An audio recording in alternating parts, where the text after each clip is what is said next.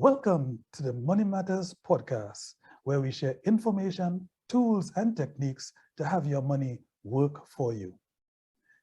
Today, I want to refer to a question that was posed to me by a group of young people who invited me 2 months ago to speak with them about savings, how to save even on a tight budget. During the discussion period after my presentation, they asked, how can we keep our heads above water when we can't even afford our monthly expenses? This is a pointed question. And I've spent some time the last couple months looking through various places, various countries to see what proportion of the population might be in this circumstance of not being able to afford their monthly bills. I found that even in the great United States, I got a research report which said that in the first quarter of 2021, there were $4 trillion in household debt recorded for all these 50 states. And that is a big number. One of the comments below that report, which I found online, said that if you took dollar bills and stacked them up one on the other, with $14 trillion in debt that is owed by household in the US, you will get to reach up to the moon, back to the earth, and halfway back to the moon before you exhaust the dollar bills in 14 trillion. I mean, this is like humorous and perhaps an exaggeration, but not really. It is indeed a lot of money. And therefore, it is not surprising that quite a large part of the population, so heavily indebted, would be finding it difficult to meet monthly expenses. Even me, find myself from time to time in a similar circumstance. And it is not uncommon for young people, as the group with whom I was meeting, to find that their money is tight, their budget just cannot reach, and they cannot manage comfortably their monthly expenses. So what do I tell these young people whom I'm going to meet once more in 2 weeks' time in answer to this question? I'm going to turn the question just a little way around, and I'm going to actually be asking them, how can you cut costs? How can you cut costs and pay off debts when you can't even afford the necessary monthly expenses? We could also put it this way. How can you afford to save even when you can't even at this time comfortably cover your monthly expenses? What would you say to them? So I'm going to give my young friends a few tips, and among them would be these. The first thing I would be wanting to let them do is an exercise over a 3-month period, 30 days, 60 days, 90 days, as they are able. That exercise would be to track their current expenses, track their spending habits.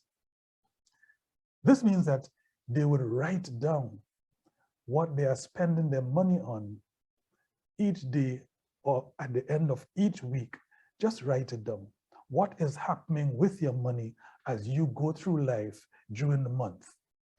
Because that will then help us to know not only where the money is going, but it will help us to be able to see where we are spending the most of our money. Some people do not need to track their expenses and write it down in order to know that their income is so small and they spend only on necessities.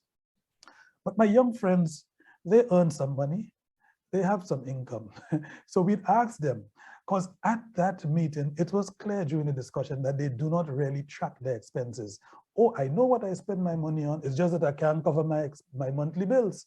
But it is important to track your expenses. So that's one of the first things that I will really be telling them to do, because when you take the time to make a note of the expenses that you are using your money to cover, then you can compare what you have in bills that you can't afford to spend with what you are actually spending on based on what you wrote down.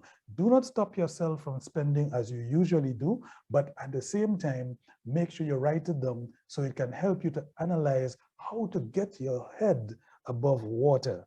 That would be one thing I would say to them.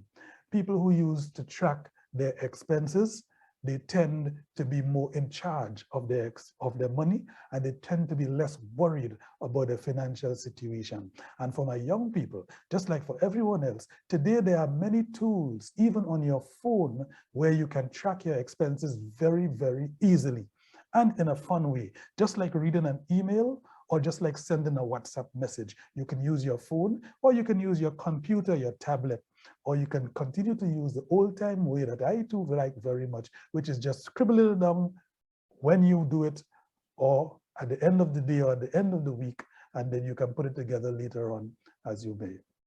The second thing I will really want to say to them is the importance of having a spending plan. So not only should we be doing number one, but it is, I will suggest that we work on this number two, which is to have a spending plan. The plan is like a budget. It is what you intend to use your money for, written down in black and white. And that is your spending plan. We know it is tedious. We know a lot of people find it too cumbersome to be making a budget, and we know it takes time, and you could use that time for something else. But when our heads are not above the water and we are struggling to cover our monthly bills, this is one of the very important steps that we would not have taken in the past that may have contributed to us being in this situation. So we would want to correct that. We will want to have a spending plan. You can do it to the dollar, or you can do it generally, globally, ballparking, to make sure that you are telling your money before you spend it where you want it to be spent. And in that way, be able to now allocate and prioritize well where you are using your money, so that it doesn't just roll out of your hands and your pockets, and then you are uncomfortable in meeting your obligatory monthly expenses. There are many free budgeting apps as well. And these days, many of the banks in their online banking solutions, even in just regular apps, you can find just fun ways of preparing your spending plan. In the case of banks, you can even link that to your checking account so that you can keep a record even as you go using your credit card or using your phone to make your payments. So those are two tips. And then the third thing I will say to them, just for helping to get your head above water and the comfort zone for settling your monthly expenses, is to review and look at the places that you have recurring monthly payments, even recurring quarterly payments, those things that you have subscriptions for. And why you want to review that is that in reality, what happens is that many times we pay for the best plan there is, but do not use the complete service provided under that plan. It goes for phone service, it goes for movie and TV service, it goes for charitable organization and donation services. It just goes for everything that we subscribe for and pay on a monthly basis. And data, for example, on the phone is one where you can pay for an amount of data, even unlimited data on a certain plan, and you do not use that amount of data. You pay for the comfort of having it. But do you need to pay that amount for that quality of plan when you do not need it at a time when you are having difficulty to cover your monthly expenses? Perhaps and most likely not. And this is something I would also suggest to them that they do. Look and see which of your subscriptions are essential and keep those. Which are not essential, you adjust downwards or you eliminate them altogether until you can be back in comfort zone for settling your monthly expenses. This is a third tip I would give to them. So it would be along that line that I will speak to my young friends the next time we meet in 2 weeks' time. And I want to ask you, what tips would you have given them? Jot a few down in the comments below to help me and to help them as we go to our discussion in 2 weeks' time. My friends, managing your expenses helps us to maintain a healthier financial lifestyle. And it also helps us to reduce stress, money stress, and increase happiness into our lives. Increase the happiness levels of the people with whom we live, with whom we work, with whom we associate, because we are no longer a stressed out person, burdened in a discomfort of not being able to carry our weight in our monthly bills, but we become people who can do so comfortably and be able to walk around with confidence on our shoulder.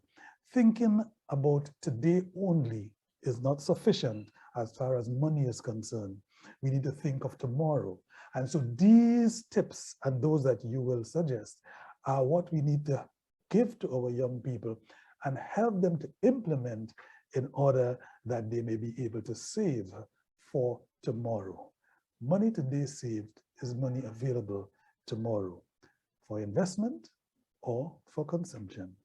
Thank you very much for being with me in this episode. And as we requested, jot me your own tips for our young people so that we can perhaps air them sometime in the future, but certainly so that we can use it in our discussion with them in 2 weeks' time when I meet them.